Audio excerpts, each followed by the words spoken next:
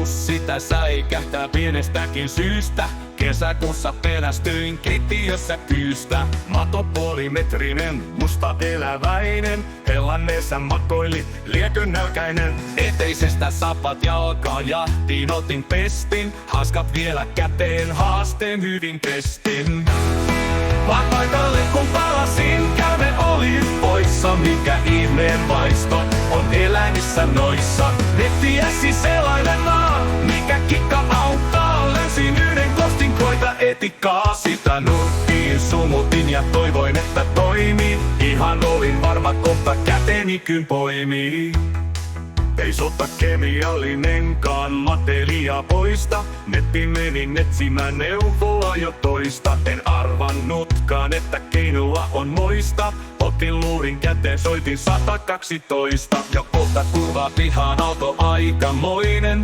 Mahdottoman iso palokunnan punainen. 3 miestä tupan mukanansa kepit haavit. Voiko olla enempää, mitä koskaan keltään vaadit? Koputellaan, tutkiskellaan nurkka joka ikinen. Tunnelma on kämpässä jo aika hikinen. Tunnin päästä päätellään, vieras poistunut. Viikon päästä todetaan, ei sama toistunut. Vaan paikalle kun palasin, käyme oli poissa. Mikä ihmeen vaisto on eläimissä noissa. Nettiäsi selailemaan, mikä kikka auttaa. Löysin yhden kostin, koita etikkaa. Sitä nurkkiin sumutin ja toivoin, että toimii. Ihan olin varma, kohta käteni kyn poimii. Vaan paikalle kun palasin, käärme oli poissa. Mikä ihmeen vaisto on eläimissä noissa. Nettiäsi selailemaan, mikä kikka auttaa. Löysin yhden kostin, koita etikkaa. Sitä nurkkiin sumutin ja toivoin, että toimii. Ihan olin varma, kohta käteni kyn poimii. Ei sota kemiallinenkaan matelia poista. Nettiin menin etsimään neuvoa jo toista. En arvannutkaan, että keinoa on moista. Otin luurin käteen, soitin 112.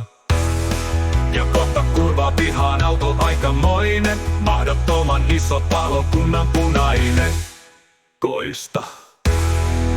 3 miestä tupaan mukanansa kepit haavit. Voiko olla enempää, mitä koskaan keltään vaadit?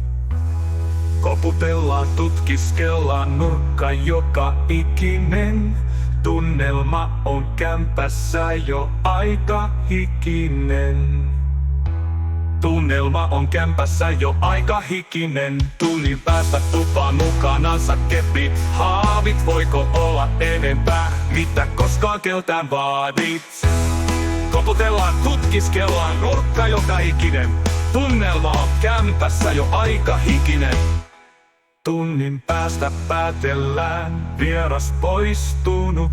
Viikon päästä todetaan, ei sama toistunut.